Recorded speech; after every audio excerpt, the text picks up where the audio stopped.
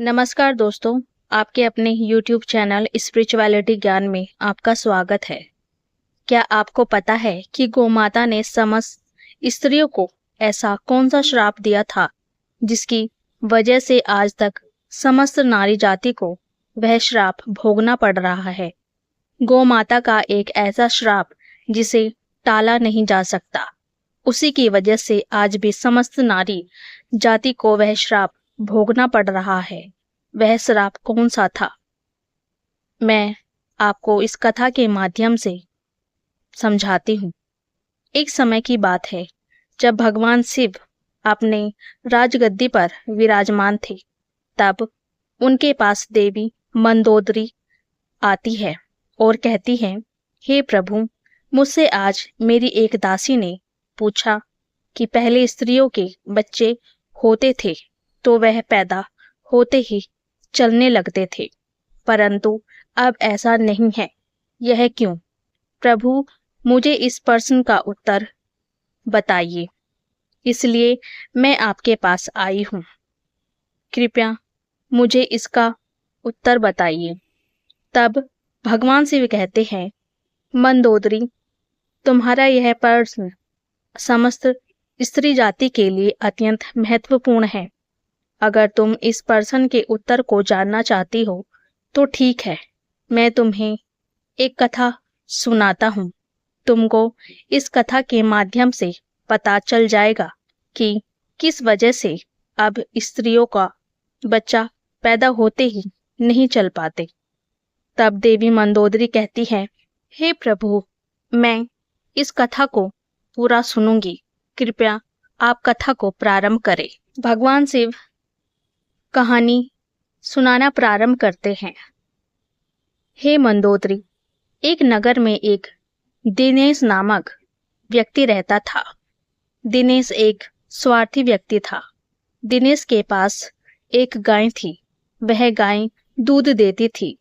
दिनेश उस गाय को हरा भरा चारा खिलाकर उसका दूध निकालकर उस दूध का क्रय विक्रय किया करता था। वह दूध खुद भी पी जाता था, अपने परिवार वालों को भी पिलाता था। उसी दूध की वजह से दिनेश अपने घर की दिनचर्या चलाता था। धीरे धीरे दिनेश का समय इसी तरह से व्यतीत हो रहा था। कुछ दिनों बाद ऐसा समय आया जब गाय ने दूध देना बंद कर दिया। जैसे ही गाय ने दूध देना बंद कर दिया, दिनेश ने उसे चारा डालना भी बंद कर दिया और एक दिन उसने उस गाय को बहुत मारा पीटा और घर से ले जाकर जंगल में छोड़ दिया। अब वह गाय बेचारी अकेली पड़ गई। बेचारी गाय जंगल में इधर उधर घूमती रही। एक दिन वह जंगल में बने एक मंदिर के पास पहुंची और भगवान से विनती करने लगी, हे भगवान, मैं आपसे यह वंदन करती हूँ कि आपने हमें गाय की योनि में डालकर कितना गलत किया है। जो आपकी 84 लाख योनियों में सर्वश्रेष्ठ योनि मानव की, वह कितना पाप और दुष्कर्म करता है। जब तक मैं दूध देती रही तब तक उस व्यक्ति ने मुझे अपने घर पर रखा। जैसे ही मैंने दूध देना बंद कर दिया, उसने मुझे चारा भी नहीं डाला।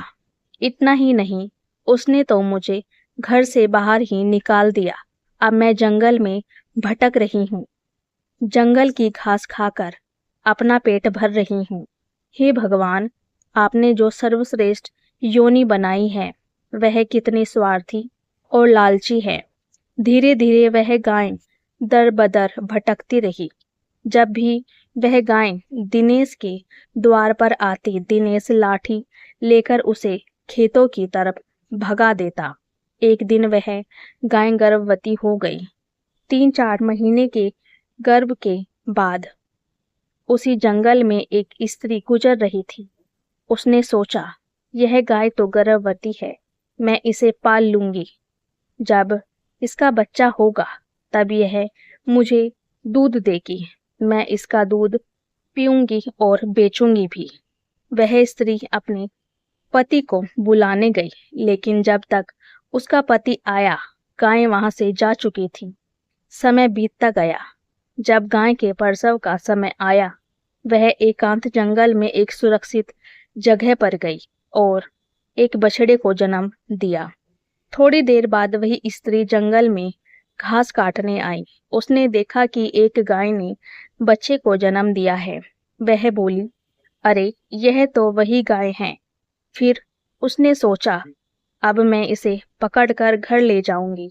वह स्त्री जैसे ही अपने पति को बुलाने चली, तभी गाय उस स्त्री से कहती है, हे बहन, आज तुम हम पर एक परोपकार कर दो।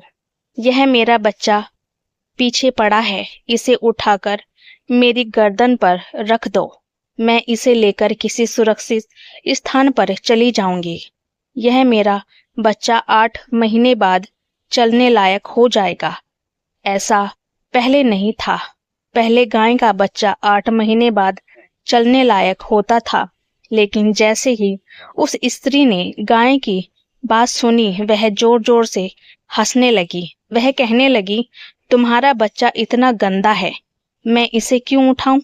मेरी इतनी अच्छी साड़ी गंदी हो जाएगी। तुम्हारे ऊपर परोपकार क्यों करो? उस समय गाय असहाय थी। वह अपना बच्चा उठा नहीं सकती थी। दुखी होकर गाय ने श्राप दे दिया, जाओ, आज तुम्हारा बच्चा जन्म के तुरंत बाद चलना बंद कर देगा। लेकिन अब से तुम्हारा बच्चा जन्म के 8 महीने बाद ही चलने लायक होगा। मेरा बच्चा जन्म के तुरंत बाद चलने लायक बन जाएगा। हे मंदोदरी, इसी श्राप के कारण स्त्रियों का बच्चा जन्म के तुरंत बाद नहीं चलता। पता क्योंकि गाय माता के समस्त स्त्री जाति को श्राप दिया था, परंतु गाय का बच्चा तुरंत चलने लगता है। अब तो तुम्हें पता चल गया होगा कि स्त्री का बच्चा तुरंत चलने लगता है। अब तो तुम्हें पता चल गया होगा कि स्त्री का बच्चा तुरंत चलने क्यों नहीं लगता। तब देवी मंदोदरी कहती है, हे प्रभु, अब मुझे मेरे प्रश्न का उत्तर मिल गया है। इस उत्तर के लिए आपका कोटि कोटि धन्यवाद। मित्रों, सतयुग में जब सुखदेव जी पैदा हुए थे तो वह तुरंत चलने लगे थे। वेदव्यास भी जन्म के तुरंत बाद चलने लगे थे। लेकिन कलयुग में ऐसा नहीं है, क्योंकि गाय ने समस्त स्त्री जाति को श्राप दे दिया था। उसी दिन से स्त्रियों के बच्चे जन्म के तुरंत बाद चलना बंद कर दिया। गाय के श्राप के कारण ही स्त्रियों के बच्चे 8 महीने बाद ही चलने लायक होते हैं। गाय के बच्चे उसी दिन से चलने लगते हैं। इसलिए किसी भी आत्मा को कष्ट नहीं देना चाहिए। सनातन धर्म का सबसे बड़ा धर्म है। गोस्वामी तुलसीदास ने लिखा है, परिहत सरिस धर्म नहीं, भाई दूसरे के दुख में दुखी होना, दूसरे के काम आना, यही सबसे बड़ा कर्म है। इसलिए हमें असहाय पशु पक्षियों की सहायता करनी चाहिए। गाय के श्राप की वजह से जितने भी पशु पक्षी वे जन्म के तुरंत बाद चलने लग जाते हैं, लेकिन स्त्रियों के बच्चों पर विपरीत प्रभाव पड़ता है। एक स्त्री की गलती से आज समस्त नारी जाति को इस श्राप का खामियाजा भुगतना पड़ रहा है। दोस्तों, आपको यह कथा कैसी लगी? कृपया कमेंट करके अवश्य बताएं। आप सभी को सावन मास की हार्दिक शुभकामनाएं। हर हर महादेव।